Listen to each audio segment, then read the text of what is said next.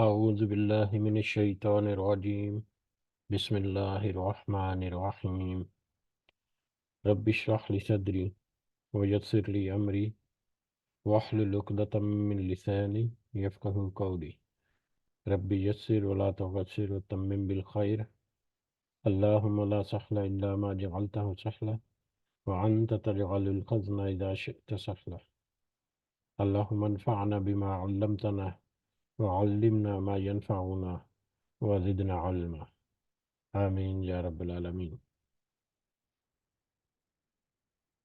آج ہم انشاءاللہ اللہ کے خاص فضل و کرم سے، اس کی خاص رحمت اور توفیق سے، ہم سورہ شورا کی آیت نمبر 14 سے آنورڈ اپنا سبق دیکھیں گے اور کچھ آیات کو سمجھنے کی کوشش کریں گے۔ سب سے پہلے ہم اسی کی حمد اور اسی کا شکر اور اسی کی تعریف کرتے ہیں جس نے ہمیں یہ وقت اور یہ مہلت عطا فرمائی، جس نے ہمیں یہ سہولیات یا ضروریات، یہ ٹیکنالوجی، یہ رزق اور بے شمار انعام و اکرام ہمارے اوپر کیا، اور خاص کر جس نے ہمارے دلوں میں یہ ڈالا کہ ہم اس بابرکت کلام کو سمجھنے کی کوشش کریں۔ اللہ تعالیٰ سے دعا ہے کہ اس کوشش میں ہمیں استقامت نصیب فرمائے، اس کے ذریعے سے اللہ تعالیٰ ہمیں صحیح سمجھ عطا فرمائے، اپنی اور اپنے ساتھیوں کی اصلاح کرنے کی توفیق عطا فرمائے، اور اس دنیا کے ساتھ ساتھ اللہ تعالیٰ آخرت کا اپنا خاص فضل و کرم ہمارے شامل حال رکھے۔ آمین یا رب العالمین۔ حسب روایت ہم اپنا پچھلا سبق جو ہے اس کا ترجمہ یاد دہانی کے لیے دہراتے ہیں۔ ہمارا پچھلا سبق آیت نمبر 10 سے لے کر آیت نمبر 13 تک تھا، جس میں اللہ تعالیٰ نے فرمایا، اور جس جس چیز میں تمہارا اختلاف ہو اس کا فیصلہ اللہ تعالیٰ ہی کی طرف ہے۔ یہی اللہ میرا رب ہے جس پر میں نے بھروسہ کیا اور جس کی طرف میں جھکتا ہوں۔ وہ آسمانوں اور زمین کا پیدا کرنے والا ہے، اس نے تمہارے لیے تمہاری ہی جنس کے جوڑے بنا دیے اور چوپایوں کے بھی جوڑے بنا دیے، تمہیں وہ اس میں پھیلا رہا ہے،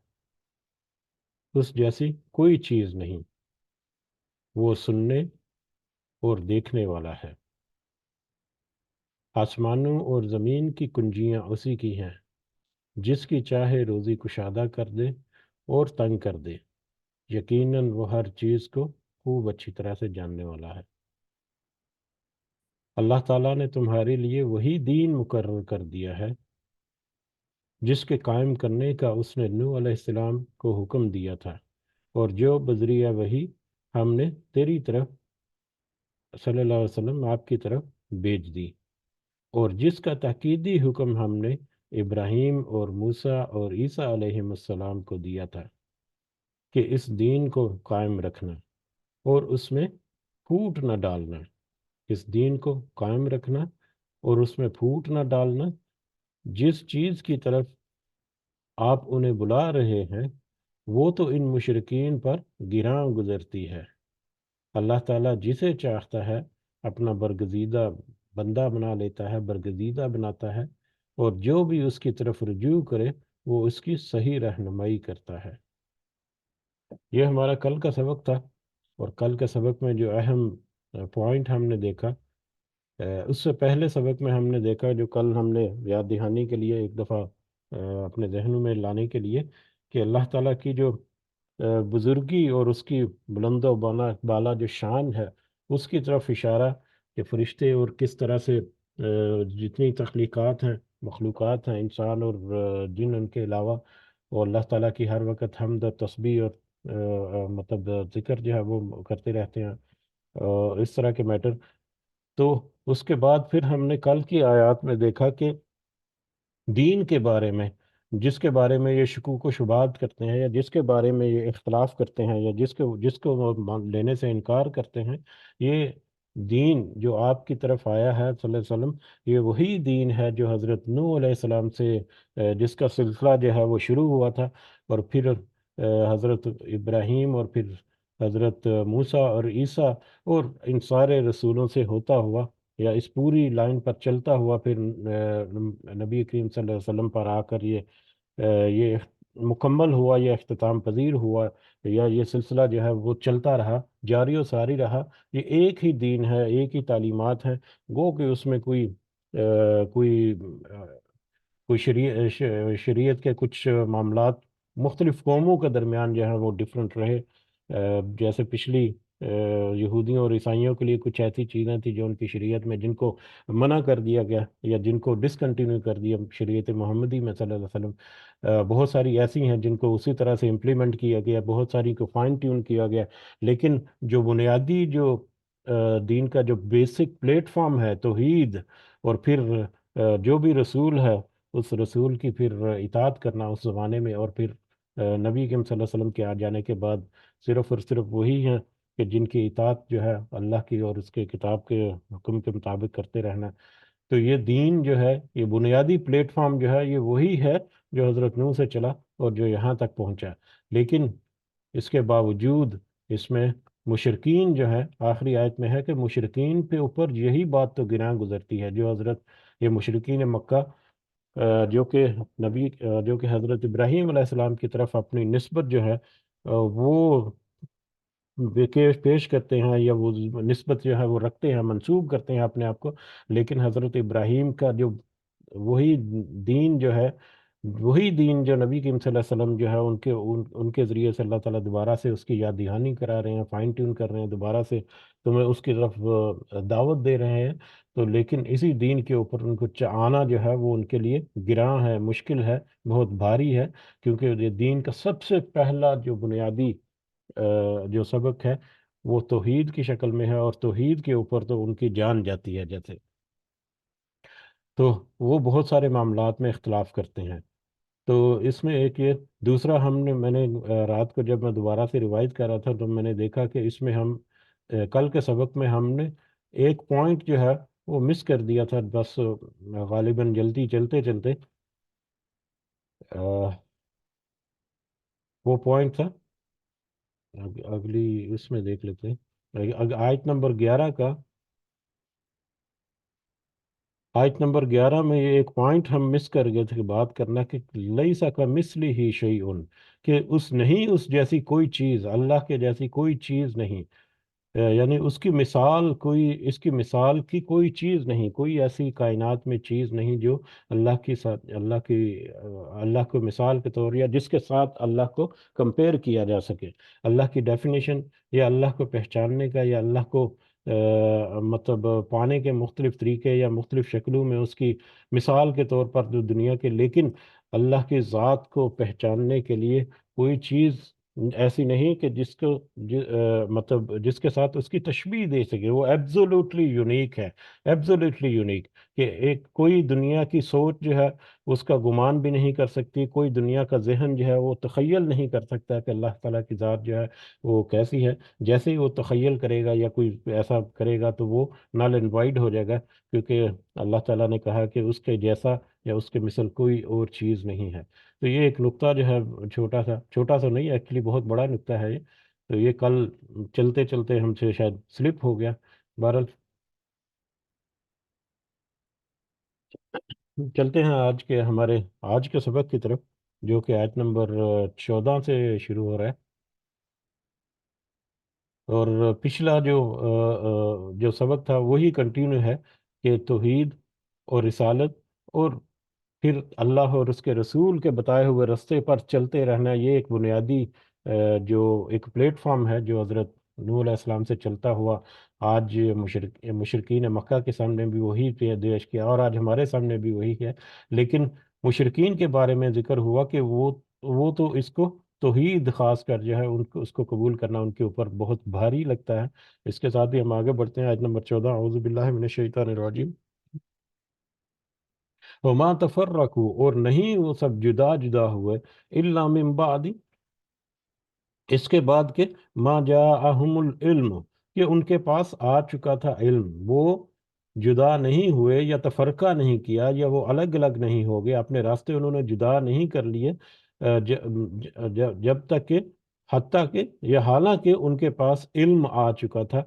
بغیم بینہم، کس وجہ سے وہ جدا ہوئے یا تفرقے میں پڑ گئے یا الگ الگ رستے کر لیے؟ بغیم بینہم، کے محض آپس کی ضد کی وجہ سے، اپنی آپس کی ہٹ درمی یا ضدم زدہ جسے کہہ سکتے ہیں، آپس کے ضد کی وجہ سے وہ ایک دوسرے میں تفرقے انہوں نے ڈال لیے، ایک دوسرے کے ساتھ جدا جدا ہو گئے، یا اس دین سے، اس بنیادی دین یا اصل جو دین ہے اس سے وہ ہٹ کر اپنی اپنی منمانی کرتے رہے۔ اب پچھلی آیت میں ہم نے دیکھا مشرکین کے بارے میں کہ یہ توحید جو ہے یہ تو مشرکین کے لیے بہت بہت بھاری گزرتی ہے، لیکن مشرکین کے علاوہ نبی کریم صلی اللہ علیہ وسلم کو بھی یہ اشارہ دیا جا رہا ہے، یا واضح طور پر یہ ایک آیت کے طور پر جب کسی کے سامنے تلاوت کی جائے یا پڑھی جائے تو یقیناً یہ اہل کتاب کے پاس بھی پہنچے گی، کہ مطلب اہل کتاب کا رویہ جو ہے اس کا ذکر قرآن مجید میں بھی موجود ہے، ان کے رویہ جو ہے، یا ان کی طرف یہ اشارہ بھی ہو سکتا ہے کہ عنقریب آئندہ کچھ 6 8 سالوں کے بعد ان سے بھی، ان کے ساتھ ڈائریکٹ ان کے ساتھ یہ سارا گفت و شنید اور جو مکالمہ ہے اور جو ساری نصیحت ہے، ڈائریکٹ ان کے ساتھ بھی یہ میٹر ہونے والا ہے۔ بہرحال وہ جو اہل کتاب ہیں وہ بھی جو کہ الہامی مذہب یا الہامی دین کے اوپر اپنے ہونے کا اپنا دعویٰ کرتے ہیں، جو رب کو پہچانتے ہیں یا اللہ کو مانتے ہیں، وہ بھی اس اللہ جو اللہ تعالیٰ نے ان کو علم بھیج دیا کتاب کے ذریعے سے، ان کے رسولوں کے ذریعے سے، حضرت موسیٰ علیہ السلام کے ذریعے سے، حضرت عیسیٰ علیہ السلام کے ذریعے سے، ہر چیز ان کے اوپر واضح ہو چکی تھی، لیکن اس کے باوجود انہوں نے ایک دوسرے کے ضد سے، ایک دوسرے کی ہٹ درمی یا ایک دوسرے کو دیکھا دیکھی، انہوں نے اس اپنے بنیادی جو دین کی جو بنیادیں تھیں ان کے ساتھ انہوں نے اختلاف کر دیا، اپنے اپنے راستے جدا کر لیے۔ تو ابھی اگر ہم دیکھیں کہ عیسائی اور یہودی جو ہیں وہ کس طرح آپس میں ان کا ایک تو اندرونی اختلافات بھی ہیں، عیسائیوں کے بھی آپس میں بہت سارے سیکٹس جو ہیں وہ بنے ہوئے ہیں جو بہت ہی بڑے بڑے اختلافات رکھتے ہیں، بہت بڑے بڑے اختلافات ہیں ان کے درمیان، لیکن بین المذاہب اگر دیکھیں تو وہ یہودی اور عیسائی جو ہیں اہل کتاب ہیں، ایک ہی اللہ کا، ایک ہی شریعت ان کے ایک ہی دین جو ہے وہ ان کے اوپر آیا، لیکن وہ اس میں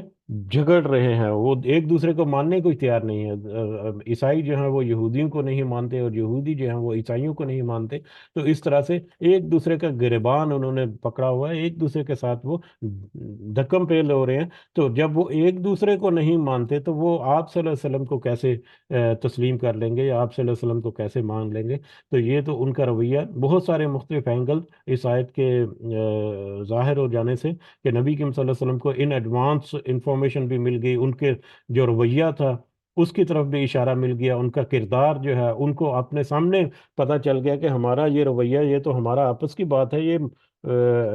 عرب میں ایک بندہ جو آ کر یہ بات کر رہا ہے تو یقیناً اس میں کوئی سچائی جو ہے ذکر اس نے کی ہے، تو اس کے پاس کوئی علم ایسا ہے جس کو جھٹلایا نہیں جا سکتا۔ تو بہت سارے مختلف اینگل سے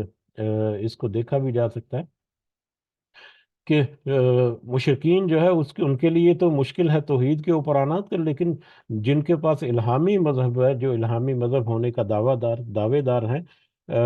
وہ تو خود آپس میں اختلاف کیے بیٹھے ہیں، اس قدر کے گریبان دست و گریبان ہیں یا آپس میں زدم زدی ہیں، وَلَوْلَا كَلِمَةً، اور ان کا اختلاف جو ہے اس قدر ہے، ان کے اختلاف کی نوعیت اس قدر گمگیر ہے، یا اس کا جرم جو ہے وہ اس قدر بڑا ہے، وَلَوْلَا كَلِمَةٌ سَبَقَتْ، کہ اگر نہ ایک بات طے ہو چکی ہوتی، مر ربی کا، آپ کے رب کی طرف سے، الی اجل مسمى، ایک مقررہ وقت تک، لقضی بینہم، تو ان کے درمیان ضرور فیصلہ کر دیا جاتا ہے۔ ان کا جرم جو ہے وہ اتنا بڑا ہے یا اتنا وہ کریٹیکل ہے کہ اگر تو اللہ تعالیٰ کی طرف سے ایک وقت سزا کا، چاہے یہ دنیا کی سزا ہے چاہے یہ آخرت کی سزا ہے، دونوں میں جو بھی اللہ تعالیٰ کی جو تدبیر ہے، اللہ تعالیٰ کی جو ترتیب ہے، اس کے مطابق جو وقت طے ہو چکا ہے، جس کو کتنی مہلت دینی ہے، جب تک وہ مہلت ختم نہیں ہوگی ان کے ساتھ، ان کے اوپر عذاب یا کوئی سزا یا جہنم قیامت جو ہے وہ نہیں آئے گی۔ تو اگر یہ فیصلہ پہلے سے اللہ تعالیٰ نہ کچھ چکا ہوتا تو ان کا ان کا یہ جرم جو ہے کب سے ان کی سزا ان کو دے چکا ہوتا اللہ تعالیٰ۔ وَإِنَّ الَّذِينَ أُورِثُوا، اور بے شک وہ لوگ جو وارث بنائے گئے الکتاب کتاب کے، من بعدہم ان کے بعد، لفی شک، یقیناً وہ شک میں مبتلا ہے، منہ اس سے، مریب اضطراب میں ڈالنے والے، اضطراب میں ڈالنے والے شک میں مبتلا ہیں۔ یقیناً وہ لوگ جو وارث بنائے گئے اس کتاب کے، یعنی یہ وہی اہل کتاب کی طرف اشارہ ہے کہ اہل کتاب کے جب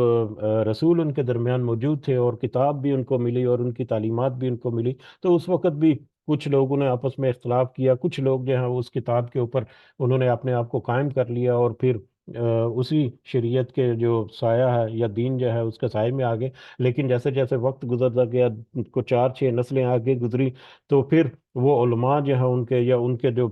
دعوے دار ہیں دین کے، وہ آپس میں اختلافات کرنے لگے، دست و گریبان ہو گئے، جیسا کہ ابھی پچھلی آیت کے پہلے حصے میں ہم نے دیکھا۔ تو پھر ان کے آنے والے جو لوگ ہیں وہ بھی اس قدر شک میں مبتلا ہو گئے، ان کی کتابیں جو ہے ان میں تحریف ہو گئی، اللہ کے کلام کو گڈ مڈ کر دیا گیا، اپنی طرف سے اس میں چیزیں جو ہیں وہ شامل کر دی گئیں، انسانوں کا قول اس میں شامل کر دیا گیا، کہ بعد میں آنے والے جو لوگ ہیں ان کے لیے بڑا مشکل ہو گیا کہ حق کو اور نصیحت کو کیسے پہچانے۔ وہ حق یعنی اصل جو ہدایت ہے جو اللہ تعالیٰ کی طرف سے آئی تھی وہ کیا ہے، اور اس میں کیا گڈمڈ کیا ہو انہوں نے وہ کیا ہے، کہ وہ کس طرح سے اس کو نکھاریں، یا مطلب ان کے آپس کے جو شرعی معاملات کہہ لیں، دین کے معاملات کہہ لیں، اس میں ان کے اس طرح سے اختلافات بڑھ گئے کہ وہ ایک اضطراب کرنے والے شک میں مبتلا ہو گئے، ایسے شک میں کہ وہ بے چین کیے ہوئے ہیں، کہ وہ صحیح اگر پہچاننا بھی چاہیں تو صحیح طرح سے اس حق کو وہ پہچان نہیں سکتے، اس طرح سے انہوں نے گڈ مڈ کر دیا ہے۔ تو وہ جو وارث بنائے گئے ان رسولوں کے بعد، جو اہل کتاب تھے، وہ بھی ایسے شک میں مبتلا ہو گئے جو کہ ان کو اضطراب میں ڈالے ہوئے، بے چین کیے ہوئے ہیں۔ فَلِذَٰلِکَ، پس پس اس دین کی طرف فدعو، آپ بلائیے، یہ وہی دین جس کا اس سے پہلے غالباً آیت نمبر 13 ہے جس میں ذکر ہوا، حضرت نوح سے شروع ہوتا ہوا چلتا ہوا جو نبی کریم صلی اللہ علیہ وسلم تک پہنچا، تو وہی بنیادی دین جس کے بارے میں جس کو قبول کرنے سے مشرکین جو ہیں وہ ان کے لیے بہت بھاری ہے، اور جن کے بارے میں یہ ابھی اہل کتاب کی طرف سے بھی آیا کہ وہ تو آپس میں دست و گریباں ہیں، آپس میں اس طرف سے مختلف ہیں، تو وہ آپ کی بات کو کیوں مانیں گے؟ وہ تو ایک دوسرے کو نبی نہیں مانتے، وہ تو ایک دوسرے کے اوپر اونچا شو کرنے کی کوشش کرتے ہیں یا ذکر کرنے کی کوشش کرتے ہیں، تو آپ تو ان کے بعد میں آئے تو آپ سے بھی وہ اختلاف ہی کریں گے۔ تو بس آپ صلی اللہ علیہ وسلم جو ہے ان کے طرف اب اشارہ واپس آ گیا کہ آپ اس دین کو، اس اصل دین جو ہے اس کی ترویج، اس کو آپ اس کی طرف بلاتے رہیں، آپ ان کو یہ جو پیوریفائڈ فارم میں دوبارہ سے ان کی یاد دہانی کے لیے اللہ تعالیٰ نے ذکر کر دیا کہ وہ جو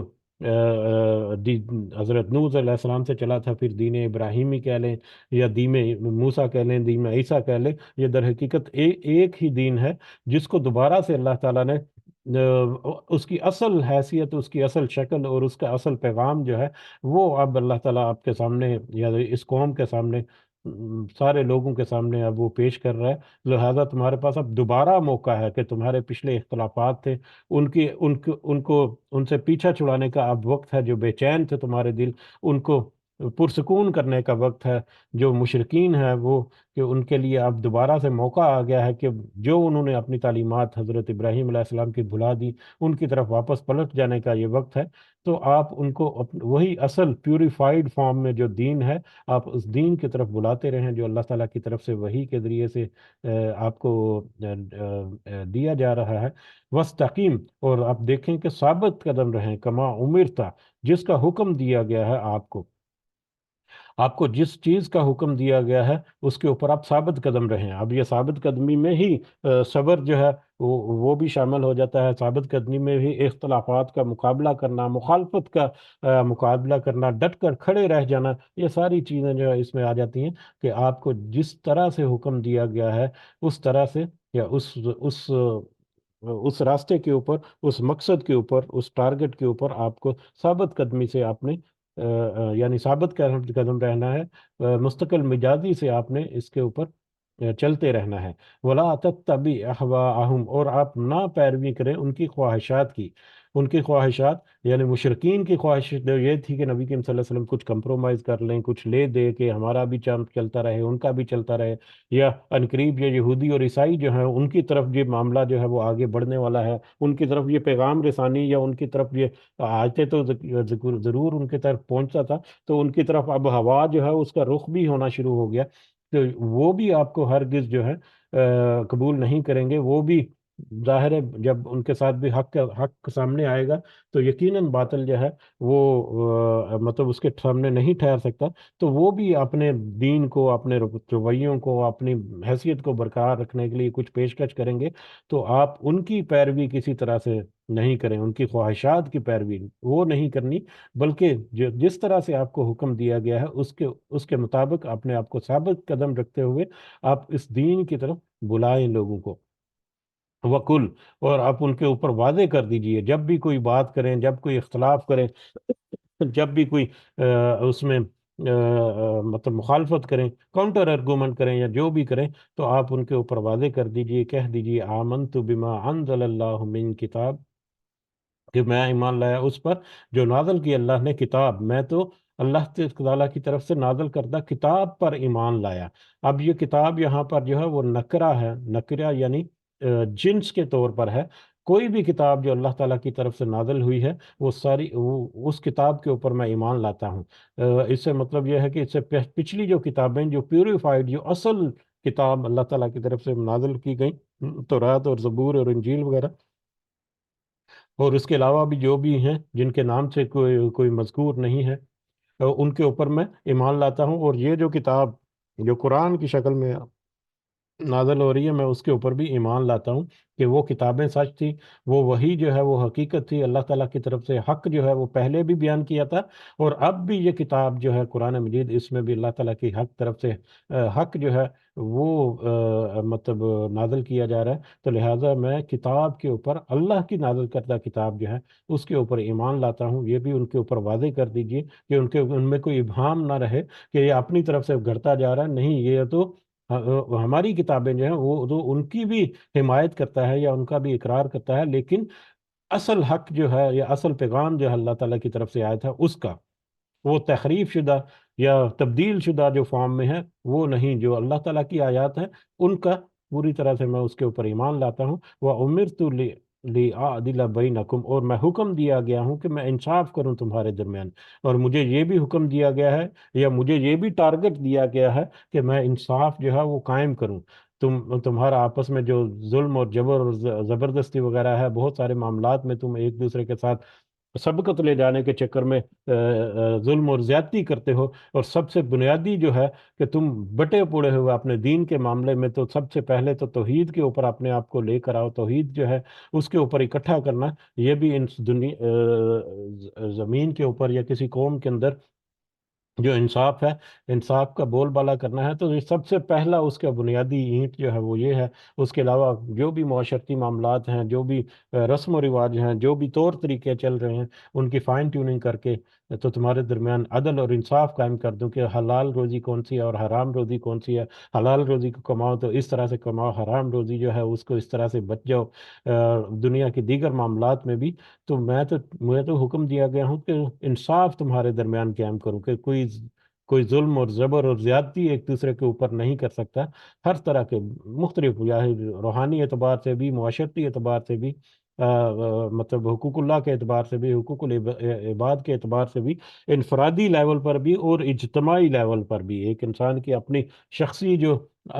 مطلب انصاف ہے اس کے لیے بھی، اور بحیثیت مجموعی پوری امت یا قوم یا گروہ جو ہے یا جو شہر ہے اس کے اعتبار سے بھی مجھے حکم دیا گیا ہے کہ میں انصاف قائم کر دوں تمہارے درمیان، یا انصاف سے کروں۔ اللہ، وہ اللہ ہی ربنا۔ اب یہ کہہ لیں کہ ان کے ساتھ جو بات چیت ہو رہی ہے، یہ ان کو سمجھانے کے لیے کام ڈاؤن انداز میں، بڑے پرسکون انداز میں، بڑے دھیمے لہجے میں، بڑے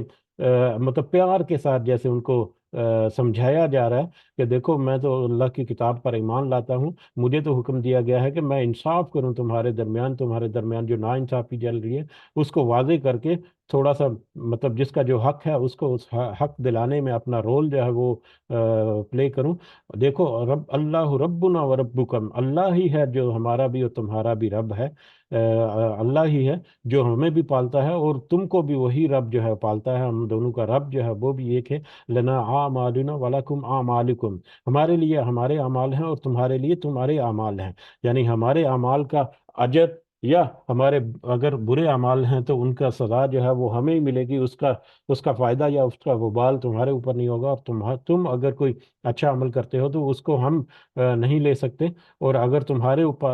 پاس کوئی برائی کا معاملہ ہے تو تمہاری یہ برائی ہمیں کچھ نقصان نہیں پہنچا سکتی۔ الٹیمیٹلی ہر ایک کا عمل جو ہے اس کو اپنے ہی فائدے یا نقصان کے لیے ہے۔ لا حجت بیننا، ہمارے درمیان کوئی جھگڑا نہیں، وہ بینکم، اور تمہارے درمیان، تمہارے درمیان کوئی جھگڑا بھی نہیں، ہمارا کوئی ذاتی رنجش نہیں ہے تمہارے درمیان، ہمارا کوئی ذاتی معاملہ نہیں ہے، ہمارا کوئی پرسنل میٹر نہیں ہے۔ یہ تو اللہ تعالیٰ کی توحید یا اللہ تعالیٰ کی کلام یا اللہ تعالیٰ کا جو انصاف عدل کا جو نظام ہے، یا اس کی شریعت یا اس کا دین جو ہے، یہ تو اس کی طرف اس کو امپلیمنٹ کرنے کی بات ہو رہی ہے۔ تو ہمارا آپس میں کوئی ایسا ذاتی جھگڑا بھی نہیں ہے۔ تو دیکھو یہ ساری چیزیں ذرا دھیمے، ذرا مطلب پرسکون ہو کر اپنے جوش کو ٹھنڈا کر کے ذرا ان کے اوپر غور و فکر کرو تو تمہیں کچھ سمجھ آئے۔ اللہ یجمعو، اور دیکھو یہ ساری چیزیں جو ہے ان کو اپنا لو۔ اللہ یجمعو بیننا، دیکھو اللہ جو ہے وہ جمع کر دے گا، کرے گا ہمارے درمیان، یعنی ایک وقت آئے گا کہ جب اس دنیا سے رخصت ہو جاؤ گے، جو اللہ تعالیٰ جو ہے وہ جمع کرے گا۔ یہ دنیا میں بھی جمع ہو سکتا ہے کہ ایک وقت آئے گا کہ یہ جو قوم ہے، جو اب جو چھوٹی سی ہے، مطلب کمزور سی ہے، طاقتور ہوں گی تو جمع ہو جائیں گی، بڑی امت بن جائے گی اور ایک دوسرے کے ساتھ وہ جمع ہو جائے گی۔ یا دنیا میں اور بھی مختلف جگہوں پر، جیسے کہ حج کے بارے میں کہا جاتا ہے کہ کس طرح سے مختلف جگہوں سے پوری دنیا سے چلتے ہوئے لوگ جو ہیں وہ ایک ہی مختلف راستوں سے چلتے ہوئے ایک ہی جگہ پر آ کر جمع ہو جاتے ہیں۔ اس کی طرف بھی، لیکن قیامت کی طرف یہ زیادہ واضح اشارہ یہاں پر ملتا ہے کہ ایک دیکھ، دنیا میں کوئی اختلاف ہے ہمارے درمیان، جو بھی تم معاملات کر رہے ہو، وہ اختلافات جو ہو سکتا ہے کہ کوئی غلط فہمی کی وجہ سے ہو، کسی ایسے معاملات کی وجہ سے ہو جو کہ مطلب انٹینشن نہیں تھا، غیر ارادی طور پر کچھ معاملات ہو گئے، تو دیکھو یہ آخرت میں تو پھر وہ جمع کرے گا۔ تو پھر ہمارے درمیان اگر کوئی جھگڑا ہے، جو اختلاف ہے، جو بھی ہمارے درمیان معاملات تھے، ان کا صحیح بھرپور طریقے سے اللہ تعالیٰ انصاف کرے گا وہاں پر۔ وہ الیہ المصیر، اور دیکھو ہر چیز کو اسی کی طرف لوٹ جانا ہے، ہمارے اعمال بھی اسی کی طرف لوٹ کر جائیں گے، اور پھر اسی کے حضور پھر جب وہ پیش کیے جائیں گے، یا وہی ہمارے اعمال کو جب کھول کر ہمارے سامنے رکھ دے گا تو پھر وہ فیصلے کرے گا۔ والذین یحاجون فی اللہ، اور وہ لوگ جو جھگڑتے ہیں اللہ کے بارے میں، من بعد، اس کے بعد کے، مستجیب لہ، کہ مان لیا گیا اس کو، یعنی اللہ کو۔ وہ لوگ جو اللہ کے بارے میں جھگڑتے ہیں اس کے باوجود کہ اللہ کو مان لیا گیا۔ اب یہ لوگ مشرکین جو ہیں، مشرکین میں سے بہت سارے لوگ جو ہیں جنہوں نے نبی کریم صلی اللہ علیہ وسلم کی دعوت کو ذرا پرسکون انداز میں جوش کو ٹھنڈا کر کے سنا، اس کے اوپر تھوڑا سا غور و فکر کیا، تو بہت سارے اس میں سے جتنے بھی چند ہیں جو آہستہ آہستہ بڑھتے جا رہے ہیں، تو وہ لوگ جو ہیں وہ اسی دین کے سائے تلے آگے جمع ہو گئے، یا اسی دین کی طرف جو لوٹ آئے۔ تو ان کے ساتھ وہ اختلاف کرتے ہیں، یہ جو مشرکین، کہ ان کے ساتھ جھگڑتے ہیں، ان کو دھمکیاں دیتے ہیں، ان کے ساتھ جھگڑا کرتے ہیں، اور ان کو کوشش ان کی یہی ہے کہ یہ واپس اس دین سے واپس اپنے پہلا جو معاملہ تھا اس کی طرف واپس آ جائیں۔ تو یہ اس کی طرف اشارہ ہے کہ ان لوگوں نے حق کو پہچان کر اللہ کے اس رستے پر جو شامل ہو گئے، جو ان کے درمیان وہ لوگ جو جھگڑا کرتے ہیں، ان کے اس جھگڑے کی کیا حیثیت ہے؟ حجتہم، ان کی دلیل یا ان کا جھگڑا جو ہے، داخلۃ عند ربہم، ان کے رب کے نزدیک بالکل باطل اور کمزور ہے، ان کے رب کے نزدیک، یعنی کہ یہ تو مسلمان جو ہیں، جو آئے ہیں، جن کے ساتھ اختلافات کیا جاتا ہے، ان کی کہہ لیں کہ حوصلہ افزائی کے لیے بھی یہاں پر ہے، یا جو ان کے ساتھ جھگڑتے ہیں، اختلاف کرتے ہیں، ان کے اوپر ظلم ڈھاتے ہیں یا اس طرح کے معاملے کرتے ہیں، ان کے لیے وارننگ کے طور پر بھی دونوں معنوں میں یہ یہاں پر آ سکتا ہے کہ دیکھو، لہو حجتہم داخلۃ عند ربہم، کہ ان کی دلیل، ان کا جھگڑنا، ان کا اختلاف کرنا جو ہے وہ اللہ کے نزدیک بالکل کمزور ہے، اللہ کے سامنے بے حیثیت ہے، بالکل باطل ہے، اور حق کے سامنے جب باطل آئے گا تو وہ باطل پاش پاش ہو جائے گا۔ تو اللہ کے سامنے یا اللہ کے نزدیک جو ہے ان کی اس جھگڑے کی کوئی حیثیت نہیں۔ ہاں البتہ وعلیہم غضب، وہ جھگڑا کرنے والوں پر اللہ تعالیٰ کا غضب ہوگا، وعلیہم غضب، اور ان پر غضب ہے، وہ لہم عذاب شدید، اور ان کے لیے سخت عذاب ہے، دنیا میں بھی ہو سکتا ہے اور قیامت میں تو طے شدہ عذاب ہے۔ کہ جو اللہ کے ان بندوں کے ساتھ یا اللہ کے بارے میں جھگڑا کرتے ہیں مختلف انداز سے۔ اللہ الذی، اللہ وہ ہے جس نے انزل الکتاب بالحق کی، جس نے نازل کی کتاب حق کے ساتھ، والمیزانہ، اور میزان کو بھی جو نازل کیا۔ اللہ وہ ہے جس نے کتاب کو حق کے ساتھ نازل کیا اور میزان کو بھی۔ یہاں پر کتاب جو ہے یہ قرآن مجید کا ذکر ہے یہاں پر، اور کتاب کے ساتھ ساتھ اللہ نے ذکر کیا میزان بھی۔ اللہ نے کتاب کو اور میزان کو حق کے ساتھ نازل کیا۔ اب کتاب کے بارے میں تو بہت جگہ ہم نے پڑھا ہے کہ کتاب حق کے ساتھ ہے، اس میں جو بھی قول ہے، جو بھی اس میں اللہ کا کلمہ ہے، کلمات ہیں، آیات ہیں، وہ سب حق ہیں، سچ ہیں، اٹل حقیقت ہیں۔ لیکن یہاں پر میزان جو ہے اس کا اضافہ ہمیں ملتا ہے۔ تو میزان اس سے پہلے بھی تھوڑا سا ہم نے ایک تذکرہ کیا تھا، لیکن وہ ایک آیت کے حوالے سے ایک ڈفرینٹ پہلو جو تھا، اس وقت جو ہم نے تذکرہ ہوا تھا،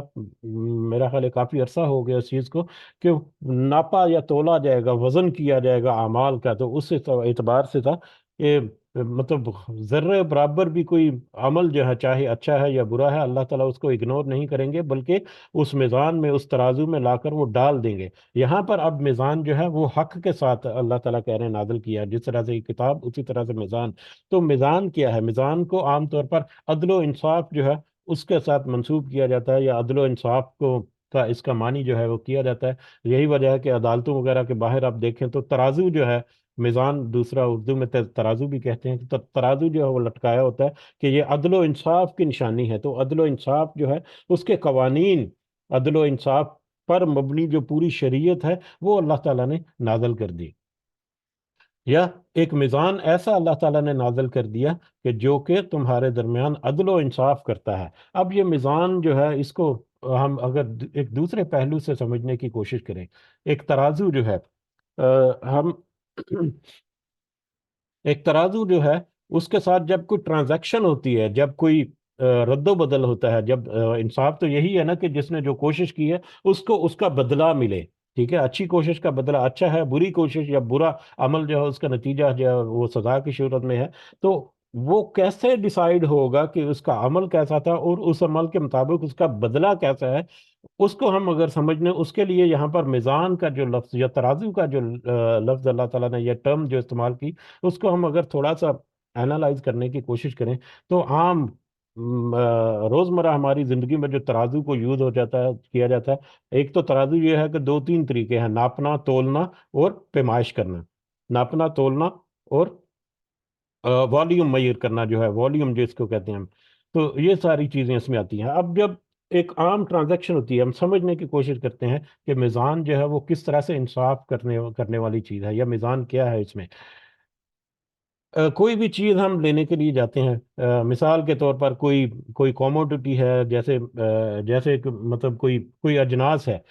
ٹھیک ہے، یا کوئی پھل جو ہے، کوئی ایک سیب جو ہے، وہ 1 کلو سیب لینے کے لیے ایک آدمی جو ہے وہ جاتا ہے ایک دکان کے پاس، کسی پھل فروش کے پاس، تو وہ 200 روپے کا کلو سیب ہے جو ایک قیمت متعین کی گئی ہے، تو وہ اس کو 200 روپیہ دیتا ہے کہ کلو سیب مجھے چاہیے، اور اس کے بدلے میں وہ 1 کلو سیب جو ہے وہ اس کو دے دے گا۔ اب وہ کیسے اس کو پتا چلے گا کہ یہ ایک سیب، یہ 100 روپے کے بدلے میں جو ایک سیب جو ہے وہ 1 کلو ہی ہے، اس کو کیسے پتا چلے گا؟ تو تیسری چیز اس میں دو چیزیں ہیں: ایک جو ہے وہ خریدنے والا اس کو کچھ رقم دے رہا ہے، ایک چیز وہ رقم ہے، دوسری چیز جو ہے وہ سیب ہے، جس کے بدلہ جو اس کا بدلہ مل رہا ہے یا جس کی ٹرانزیکشن ہو رہی ہے، اور اس میں تیسری چیز اب انوالو ہو جائے گی، وہ باٹ یا وہ جو وزن یا وہ جو پتھر ہے، جو لوہے کا یا کسی بھی میٹل کا، جس کو ترازو کے دوسرے پلڑے میں رکھ کر وہ جو دکاندار ہے وہ 1 کلو سیب جو ہے وہ ناپ کر، تول کر اس کو دے دے گا۔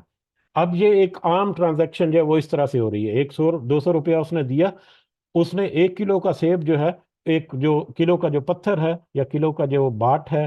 اس کے اس کے اس کے برابر اس کو تیل کر 1 کلو کا سیب جو ہے اس نے دے دیا۔ اب اگر ہم اسی چیز کو عدل و انصاف کے ترازو میں یا عدل و انصاف کے میٹر میں ہم دیکھنے کی کوشش کریں، تو وہ جو 200 روپیہ جو انسان جو دے رہا ہے، در حقیقت وہ اس کی محنت ہے، اس کی کوشش ہے، اس کا عمل ہے، اس عمل کے بدلے سے وہ کچھ اجر لینا چاہ رہا ہے۔ اب وہ اس کو اجر کتنا ملے گا، اس کا فیصلہ جو ہے وہ باٹ کرے گا، یا وہ جو پتھر ہے وہ کرے گا کہ اس کو کتنا وزن جو ہے یا کتنے برابر اس کو حصہ اس کا ہونا چاہیے جو اس کو دے دینا چاہیے۔ تو وہ جو بدلہ اس کو مل رہا ہے، اس کو کمپیئر یا اس کا تعین کون کرے گا؟ وہ شریعت، وہ دین، کہ جس کے مطابق اس کو تولا جائے گا یا جس کے مطابق اس کو اجر جو ہے وہ لوٹایا جائے گا۔ تو اس طرح سے اگر ہم اس کنسپٹ کو ہم اگر تھوڑا سا ویژولائز کریں تو وہ دین کے جو بھی انسان کوشش کرتا ہے، اس کوشش کا مطلب جو ایویلیویشن یا اینالیسز ہوگا وہ شریعت کے ذریعے سے ہوگا، وہ دین کے ذریعے سے ہوگا، کہ کس حد تک اس نے امپلیمنٹ کیا اپنے اوپر، کس حد تک اس نے اس شریعت کو اپنایا، کس حد تک اس نے اس کے مطابق مطلب اچھا کام کیا۔ تو پھر اس کے مطابق جتنا اس کا اجر ملے گا، اس کے مطابق اس کو اس کا اجر جو ہے وہ لوٹا دیا جائے گا۔ تو یہ تین چیزیں میزان میں ہیں جو ہمیں نظر آتی ہیں، کہ کس طرح سے عدل و انصاف کے شریعت یا اللہ کے قوانین یا اللہ کی طرف سے جو نازل کردہ جو دین ہے، جو اللہ کا کلام ہے، جو کہ قرآن و سنت ہے، وہ سب کے سب کہ وہی ایک بنیادی میزان ہے جس کے ساتھ مطلب کسی کا اجر جو ہے وہ تولا جائے گا، اس کی کوشش کے بدلے میں اس کا جو اس کے عمل کے بدلے میں جو بھی اس کا ریٹرن اس کو ملے گا وہ دیا جائے گا۔ تو اس کا اینالیسس جو ہے وہ اس کے ساتھ کیا جائے گا، اللہ کے دین اور اللہ کی شریعت اور اس کی کتاب اور اس کے رسول صلی اللہ علیہ وسلم جو ہے ان کی سنت اور حدیث کے مطابق۔ تو اس طرح سے یہ عدل و انصاف کرنے والا میزان ہے۔ تو اللہ نے تو پوری مطلب بہت اچھے انداز میں یہ پوری کتاب جو ہے وہ بھی اور میزان بھی نازل کر دیا، جو کہ حق کو پیش کرتا ہے یا حق کے ساتھ فیصلے کرتا ہے یا حق کو بیان کرتا ہے، حق اور باطل کو چھانٹ بھی دیتا ہے۔ وما یدریک لعل الساعہ، اور آپ کیا جانیں کہ شاید کہ قیامت ساعہ قریب ہی ہو، آپ کو کیا معلوم کہ قیامت جو ہے وہ قریب ہی ہو۔ یہ مشرکین جو ہے، اب یہاں سے موضوع جو ہے وہ تھوڑا سا آگے چینج بھی ہو گیا ہے۔ برحال آپ کو کیا معلوم کہ قیامت قریب ہی ہو، یہ مشرکین جو ہے وہ قیامت کے بارے میں سوال کرتے تھے، وہ انکار تو کرتے ہی تھے۔ تو وہ کہتے تھے اگر اللہ کی طرف سے عذاب ہے، سزا ہے، جزا ہے، قیامت ہے تو کب آئے گی؟ آنی ہے تو آج ہے، ہم جب آئے گی قیامت تو ہم دیکھ لیں گے۔ یا اس کے بارے میں مختلف ان کے عقیدے تھے کہ اگر ہم قیامت آ بھی گئی تو اللہ نے ہمیں یہاں پر بھی اچھا رکھا ہے تو وہاں پر بھی اللہ تعالیٰ ہمیں اجر دے گا۔ وہ کہتے تھے کہ قیامت نہیں آئے گی، کب آئے گی؟ قیامت آنی ہے تو آج ہے، پھر اس بارے میں اس طرح سے وہ باتیں کرتے تھے، مذاق کے طور پر بھی، مخالفت کے طور پر بھی، انکار کے طور پر بھی۔ تو اب ان کی طرف یہ اشارہ ہے کہ یہ جو بار بار کہتے ہیں کہ قیامت کب آئے گی، تو آپ ان کے اوپر واضح کر دیجئے کہ مجھے تو یہ کہا گیا کہ آپ کیا جانے کہ شاید قیامت قریب ہی ہو۔ ابھی کچھ عرصہ پہلے ہم نے ایک پڑھا تھا کہ قیامت جو دن جو ہے وہ قریب آ لگا، قریب کا دن ہے قیامت کا دن، وہ دن ہے جو کہ قریب آ لگا ہے۔ ٹھیک ہے، تو کوئی پتہ نہیں کہ قیامت جو ہے وہ بالکل ہی قریب ہو، آپ کیا جانے۔ یستعجل بها الذین لا یؤمنون بها، وہ جلدی مانگتے ہیں، جلدی کرتے ہیں یا جلدی جلدی مچاتے ہیں بہا، اس قیامت کے بارے میں یا اس قیامت کو، الذین لا یؤمنون بها، وہ سب لوگ جو ایمان نہیں لاتے، وہ لوگ جو قیامت پر ایمان نہیں لاتے یا قیامت کے بارے میں یقین نہیں کرتے یا قیامت کو بالکل جھٹلاتے ہیں، اس کا انکار کرتے ہیں۔ ان کے ذہنوں میں تو یہ ہے کہ قیامت آئے گی نہیں، وہ تو یہی بس اپنے ذہنوں میں بنائے بیٹھے ہیں کہ بس یہی دنیا ہے، یہیں پر کھا پی لیا اور یہیں پر بس سارے معاملے ختم، قیامت ویامت کچھ نہیں ہے۔ تو ایسے لوگ جو ہیں وہ تو جلدی مانگتے ہیں، وہ کہتے ہیں ٹھیک ہے قیامت آنی ہے تو آ جائے، جلدی آ جائے، قیامت کب آئے گی؟ تو جو لوگ انکار کرتے ہیں وہ تو قیامت کو جلدی مانگتے ہیں، وہ تو کہتے ہیں ٹھیک ہے آنی ہے تو آ جائے، جلدی آ جائے۔ لیکن اس کے برعکس والذین آمنوا، وہ لوگ جو ایمان لائے، مشفقون منہا، وہ سب ڈرنے والے ہیں اس سے۔ لیکن جو لوگ اس کے اوپر ایمان لے آئے ہیں وہ تو اس سے ڈرنے والے ہیں، وہ قیامت سے ڈرتے ہیں، قیامت کے دن ان کا کیا انجام ہوگا، کس طرح سے اللہ تعالیٰ معاملات کے درمیان انصاف کریں گے، تو اس کے لیے تیاری کرتے ہیں اور اس کے لیے ہر وقت مطلب خوف میں مبتلا رہتے ہیں یا ہر وقت کیئرفل رہتے ہیں کہ کہیں ہمارے ساتھ ایسا معاملہ نہ ہو کہ قیامت میں ہمارے اوپر کوئی سختی والا معاملہ نہ ہو جائے۔ تو وہ تو ایمان لانے والے جو قیامت پر، وہ تو اس کی نسبت سے ڈرتے رہتے ہیں۔ وَيَعْلَمُونَ أَنَّهَا الْحَقُّ، اور وہ سب جانتے ہیں کہ یہ حق ہے، کیونکہ ان کے ڈرنے کی وجہ یہ ہے کہ ان کو پتہ ہے یا وہ جانتے ہیں یا وہ یہ جان چکے ہیں، وہ اسے سمجھ چکے ہیں کہ وہ قیامت جو ہے وہ برحق ہے، اٹل حقیقت ہے، اللہ تعالیٰ کی طرف سے وعدہ ہے۔ تو وہ وعدہ، اللہ کے سارے وعدے جو ہیں وہ سچے ہیں، تو یہ قیامت کا وعدہ بھی برحق ہے، یقیناً آئے گا۔ تو اس لیے وہ اس کا خوف کھاتے ہیں اور اس کے بارے میں وہ کانشیس رہتے ہیں۔ اللہ خبردار، ان الذین یمارون، بے شک وہ لوگ جو جھگڑتے ہیں، فی الساعۃ، قیامت کے بارے میں، بے شک وہ لوگ جو قیامت کے بارے میں جھگڑتے ہیں، یعنی اختلاف کرتے ہیں، انکار کرتے ہیں، اپنی منمانی کرتے ہیں، مطلب اس کے بارے میں شک و شبے میں مبتلا ہے، مختلف مطلب ہے یہ یمارون کا، جو قیامت کے بارے میں شک و شبہ کرتے ہیں یا جھگڑتے ہیں یا اختلاف کرتے ہیں، انکار کرتے ہیں، لفی ضلال بعید، ان کے لیے خبردار کر دیجیے ان کو، لفی ضلال بعید، کہ یقیناً وہ دور کی گمراہی میں ہے، یقیناً وہ ایک ایسے گمراہی کے راستے پر چل رہے ہیں جو ان کو جو اس کا صحیح راستہ جو ہے اس سے دور لیتا جا رہا ہے، ان کو بھٹکاتا جا رہا ہے، اور آخر کا ان کے اس راستے کی منزل جو ہے وہ انتہائی خسارے والی جگہ جو ہے وہ ہوگی۔ اللہ لطیف بعبادہ، اللہ بہت مہربان ہے اپنے بندوں پر، اللہ تعالیٰ اپنے بندوں پر بہت مہربان ہے۔ یہاں پر لطیف کا لفظ جو ہے وہ استعمال کیا گیا، جس کا ترجمہ مہربان کیا گیا۔ اکثر جو ہے مہربان ہی اس کا ترجمہ ہے، لیکن لطیف کے بہت سارے مختلف معنی ہیں۔ لطیف کا معنی جو ہے وہ بالکل صاف شفاف بھی ہے، لطیف کا معنی جو ہے وہ نرم و نازک بھی ہے، لطیف کا معنی جو ہے وہ باریک بھی ہے، بہت باریک بھی نہیں سے، چھوٹے سے چھوٹا۔ تو یہاں پر جو اکثر جو علماء ہیں جو انہوں نے اس کی زیادہ تفصیل کی ہے، وہ یہ ہے کہ اللہ تعالیٰ مہربانی کرتا ہے چھوٹی سے چھوٹی چیز کا پر بھی، ایسی ایسی چیزوں کے نسبت ایسی ایسی چیزوں پر بھی اللہ تعالیٰ مہربان ہے، یا ایسے ایسے کام یا ایسے ایسے معاملات میں بھی اللہ تعالیٰ اپنے بندوں پر مہربانی کر رہا ہے یا رحمت کر رہا ہے، کہ جن کا ان کو احساس بھی نہیں ہوتا، جن کے بارے میں ان کی سوچ سمجھ بھی نہیں ہوتی، لیکن اللہ تعالیٰ ان میٹرز میں ان کے اوپر مہربانی کر رہا ہے، ان کے اوپر رحم کر رہا ہے۔ اگر ہم اس کو مزید سمجھنے کی کوشش کریں، ہم اپنی ذات کے بارے میں اگر سوچیں، تو ہم کھانا کھایا، کسی نے بھی کوئی کھانا کھایا، کوئی خوراک کھائی، تو وہ خوراک کھائی، اللہ کا شکر کہ اللہ تعالیٰ نے ہمیں یہ خوراک عطا فرمائی، ہمیں کھانا عطا فرمایا، ہمیں رزق عطا فرمائی، تو اللہ تعالیٰ کی مہربانی ہے کہ اس نے ہمیں رزق عطا فرمایا، ہمیں کھانا ملا یا ہمیں کھانے پینے کی چیزیں میسر ہوئیں، ٹھیک ہے۔ یہ تو ایک براڈ ویو ہو گیا، اس کو تھوڑا سا، کیونکہ لطیف ذرا برابر یا چھوٹی چھوٹی چیزیں یا ایسی چیزیں جن کا لوگ احساس بھی نہیں کرتے، اس کے بندے، اللہ تعالیٰ اس کے نسبت سے بھی مہربان ہے۔ اس کو مزید اگر ہم چھوٹا یا مزید گہرائی میں جا کر دیکھیں، تو وہ کھانا کھایا، یہ اللہ تعالیٰ کی رحم ہے، اللہ تعالیٰ کی مہربانی ہے، لیکن وہ دیکھو وہ کھانا جو ہے وہ کھانا ہضم بھی ہو گیا، اور اس کا جو فضلہ ہے وہ بھی خارج ہو گیا، یہ ایک پورا سائیکل جو ہے وہ بھی کمپلیٹ ہو گیا، جس کے بارے میں تم نے کوئی خاص محنت نہیں کی۔ ہاں، کمانے میں اور کھانے میں تھوڑی بہت تمہاری محنت ہے، لیکن آگے جو اس کا جو باقی جو ڈائجسٹو سسٹم ہے، اس میں بھی تمہیں شکر ادا کرنا چاہیے، اس میں بھی اللہ تعالیٰ نے مہربانی کی۔ ہاں بالکل، اللہ تعالیٰ کی رحمت ہے، جس نے اس کی طرف سوچا، اس اس کا اس کے بارے میں بھی شکر ادا ہو گیا کہ اللہ تعالیٰ کا یہ بھی بڑا کرم ہے، بڑی مہربانی ہے کہ اس نے میرے ڈائجسٹو سسٹم کو مطلب اچھا رکھا ہوا ہے، تندرست توانا ہوں۔ لیکن اس سے زیادہ مزید گہرائی میں بھی جانا چاہیے کہ جو تم خوراک کھاتے ہو وہ تمہارے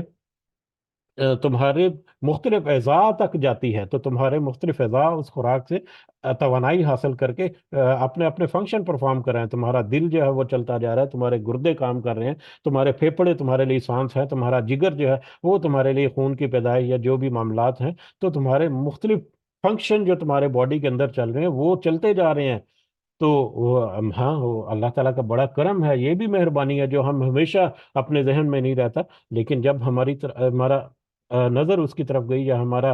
جب دھیان اس کی طرف گیا، تو ہمیں فیل ہوتا ہے کہ ہاں، اس میں بھی اللہ تعالیٰ کی بڑی مہربانی ہے۔ لیکن یہیں پر نہیں رکتی، اللہ تو اس سے بھی آگے جاتا ہے، اس سے بھی آگے، کہ اس نے تمہاری جو خوراک کھائی ہے اس کو تمہارے جسم کے ہر ہر حصے اعضاء کے ساتھ، اعضاء سے بھی آگے بڑھ کر تمہارے جو چھوٹے چھوٹے سیلز ہیں ان تک بھی وہ خوراک پہنچا دی۔ اس دن ذکر ہوا تھا کہ تقریباً 37 سے 38 ٹریلین سیلز ہیں ایک انسان کے جسم کے اندر، ایک ایوریج جو ہے، ٹریلینز، خربوں کے خربوں سیلز ہیں، سینکڑوں خرب سیل ہیں ایک انسان کے جسم کے اندر، ہر ہر سیل تک وہ اس کی خوراک جو ہے وہ پہنچاتا ہے۔ اگر کسی جسم کے کسی حصے میں خوراک پہنچنی بند ہوتا ہے، وہ حصہ جو ہے وہ مردہ ہو جاتا ہے، وہ اپاہج ہو جاتا ہے۔ تو بہت ساری اس کی بایولوجیکلی میں دیکھیں تو بہت سارے اس کے ایسے کمپلیکیشنز آتی ہیں، وہ بلڈ کلوٹنگ جو ہے، یہ دیگر بہت سارے معاملات ہیں۔ تو اللہ تعالیٰ تمہاری خوراک جو تم نے کھائی ہے براڈ سینس میں تم نے اس کا شکر ادا کیا، اس کو تو تمہارے ہر سیل تک وہ پہنچاتا ہے، کس طرح سے پہنچاتا ہے تم تو اس کو وہ تو تمہاری سمجھ سے ہی باہر ہے۔ تو اس کو بھی اگر سمجھ لیا تو ہاں ٹھیک ہے، شکر اللہ کا، الحمدللہ کہ اللہ تعالیٰ تو اس قدر باریک بینی سے یا اس قدر باریک بینی سے دیکھ کر کے ہماری ریکوائرمنٹس کیا ہے اس کے مطابق ہمیں ہمارے اوپر رحمت کر رہا ہے، تو اس کے اوپر بھی شکر کرنا چاہیے۔ لیکن بات یہیں پر نہیں رکتی، وہ جو 37-38 ٹریلین سیل جو ہے ان میں ہر ایک سیل جو ہے، ہر سیل، جس طرح سے ہم ایک براڈ سینس میں کھانا کھا کر اس کو ہضم کر کے اس کا کچھ فضلہ خارج کر لیتے ہیں، اسی طرح سے ہر سیل جو ہے 37-38 ٹریلین سیل جو ہے وہ اپنا کھانا جو ہے وہ کھاتے ہیں، اس کو ہضم کرتے ہیں، اس سے توانائی حاصل کرتے ہیں، اور وہ بھی کچھ فضلہ خارج کرتے ہیں۔ تو اگر اس قدر گہرائی میں جا کر اللہ تعالیٰ تو ہر سیل کو بھی اللہ تعالیٰ نے یہ صفت جو ہے وہ دی ہے، تو اس کے اوپر بھی اللہ تعالیٰ کا شکر بنتا ہے۔ تو کتنا شکر کریں گے، انسان تو سوچ بھی نہیں سکتا، یہ تو انسان کے اپنے جسم، انسان جو خوراک کھاتا ہے، اس نے جو جانور کھایا تو جانور، اس نے کہا جی جانور بڑا لذیذ تھا، جو بھی گوشت اس نے کھایا، لیکن وہ جانور نے بھی بہت ساری چیزوں سے فائدہ اٹھائے جو ڈائریکٹلی انڈائریکٹلی اس جانور کو تمہارے تک پہنچنے میں مدد کی۔ تمہارا تو دھیان ہی اس طرف نہیں گیا کہ اس جانور کو تمہارے تک پہنچنے میں کتنے میٹرز انوالو ہیں، کتنے پودے اس میں آئے، کتنے اس میں اجناس اس میں آئی جو اس نے کھایا پیا، جس طرح سے اس نے ہضم کیا سارا۔ جو ایک انسان اپنے بارے میں جو سوچ رہا ہے ابھی کہ کس طرح سے اس کے اپنے خوراک کے اور اپنی توانائی حاصل کرنے کے، اسی طرح سے یہ جانور بھی ہیں، اسی طرح سے پودے بھی ہیں، تو پودوں کے بارے میں بھی تو کس کس چیز کی طرف جائیں گے کہ اللہ تعالیٰ تو اس قدر باریک بھی نہیں سے کہ اپنے بندوں کے اوپر مہربانی اور شفقت اور رحمت کرنے والا ہے۔ تو یہ لطیف جو ہے، اس کو ہم ڈیپلی جا کر دیکھیں، یہ صرف ایک جو اس کا پہلو یا ایک جو اس کی جو برانچ ہے، یہ اس کی طرف ہم نے اشارہ کیا کہ کس قدر مہربان ہے اللہ تعالیٰ اپنے بندوں کے اوپر، کہ اس کے بندے جتنا بھی گنتا جائے وہ اس کی تہہ تک پہنچ ہی نہیں سکتے، تو وہ شکر کیسے ادا کر سکتے، کل کا کل شکر جو ہے یا سارے کا سارا شکر۔ تو اللہ تعالیٰ بہت ہی باریک بینی سے مہربانی کرتا ہے اپنے بندوں کے اوپر، ہر چھوٹی سے چھوٹی، اس کی خفیف سے خفیف، لطیف سے لطیف چیز جو ہے اس کو بھی اس کا پتہ ہے کہ اس کو کتنی توانائی ضرورت ہے، اس کو کتنا چاہیے، تو اس کے مطابق وہ اس کے اوپر رحم کرتا ہے، مہربانی کرتا ہے۔ یرزق من یشاء، جسے وہ رزق دیتا ہے جسے وہ چاہتا ہے۔ جب اللہ تعالیٰ اتنی باریک بینی کے ساتھ وہ اس کو سارا پتا ہے یا اس کے اوپر مہربانی کرتا ہے، تو اس کو یقیناً یہ پتا ہے کہ اس کو کتنی ضرورت ہے، اس کی ضروریات کا پتا ہے اس کو، تو پھر اس کے اس کے پاس کنجیاں ہیں ساری، کہ وہ جس کو جتنا چاہے رزق عطا کرتا ہے، کسی کو زیادہ رزق عطا کرتا ہے، کسی کو نفعت اللہ رزق عطا کرتا ہے، اور یہ در حقیقت رزق کی تقسیم اللہ تعالیٰ کی یہ آزمائش ہے، ہم نے کئی دفعہ پڑھی ہے۔ تو وہ رزق دیتا ہے جسے وہ چاہتا ہے، جتنا وہ چاہتا ہے، جیسے وہ چاہتا ہے، جب چاہتا ہے، جہاں سے وہ چاہتا ہے۔ وہ القوی العزیز، اور وہی ہے بہت طاقتور اور بہت غلبے والا، وہ ہر چیز کے اوپر غالب بھی ہے اور سب سے زیادہ طاقتور بھی ہے۔ حصے کے ساتھ یہاں پر رکتے ہیں اس دعا کے ساتھ کہ اس میں ہمارے سمجھنے کی بہت ساری ایسی چیزیں تھیں جن میں ہمیں مزید تحقیق اور مزید رہنمائی یا مزید اس کے اوپر سوچ بچار کی ضرورت ہے۔ اللہ تعالیٰ سے دعا ہے کہ ہم نے جو بھی کوشش کی اس کے نتیجے میں صحیح نصیحت اور صحیح فہم اور صحیح جو اس کا سمجھ ہے وہ ہمارے دلوں میں اتار کر ہمیں اپنی اور اپنے ساتھیوں کی اصلاح کرنے کی اور اس راستے پر چلتے رہنے کی توفیق عطا فرمائے۔ آمین یا رب العالمین، وما علینا الا البلاغ المبین۔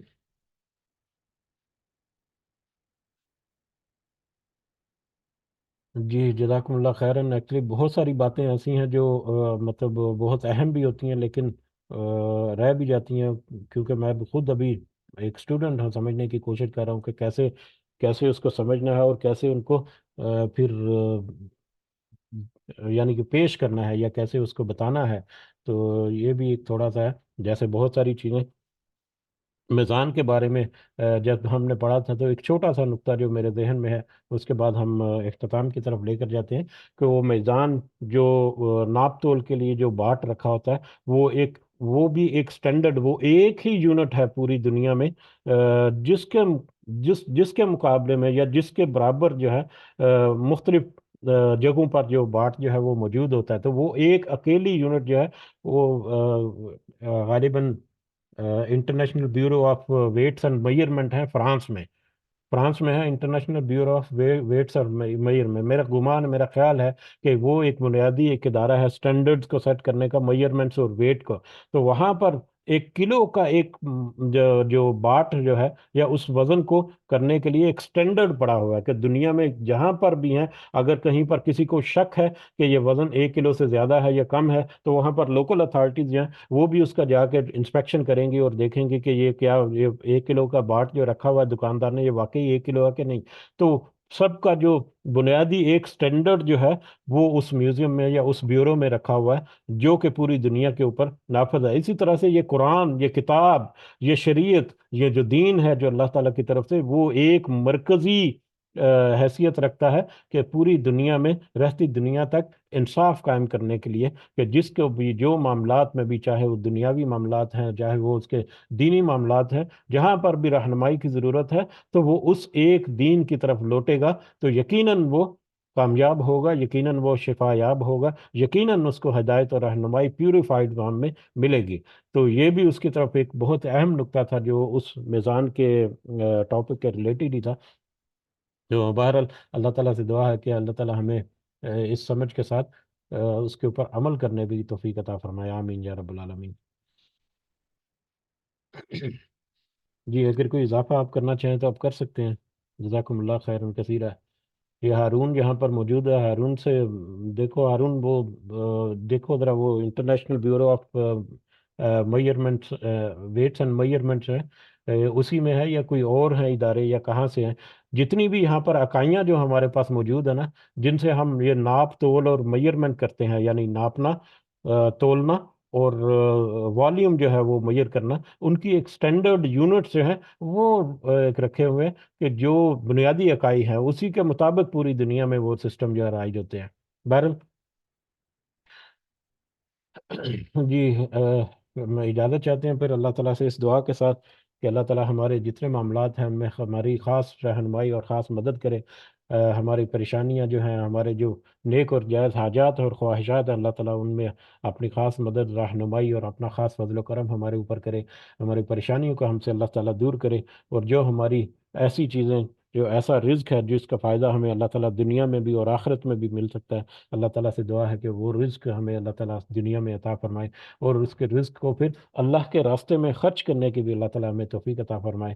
ہمارے والدین کو اللہ تعالیٰ صحت سے بھرپور زندگی عطا فرمائے. اور جس دنیا سے گزر گئے ہمارے والدین اور سارے مومنین اور مومنات، اللہ تعالیٰ سب کو اپنے خاص فضل و کرم سے جنت الفردوس میں اعلیٰ مقام عطا فرمائے. رب ارحمہما کما ربیانی صغیرہ، رب ارحمہما کما ربیانی صغیرہ، رب ارحمہما کما ربیانی صغیرہ. ربنا آتنا في الدنيا حسنة وفي الآخرة حسنة وقنا عذاب النار. ربنا ظلمنا أنفسنا وإن لم تغفر لنا وترحمنا لنكونن من الخاسرين. ربنا تقبل منا إنك أنت السميع العليم وتب علينا إنك أنت التواب الرحيم. سبحان ربك رب العزة عما يصفون وسلام على المرسلين والحمد لله رب العالمين. سبحانك اللهم وبحمدك أشهد أن لا إله إلا أنت أستغفرك وأتوب إليك. جزاكم الله خيرا كثيرا. السلام علیکم ورحمۃ اللہ وبرکاتہ.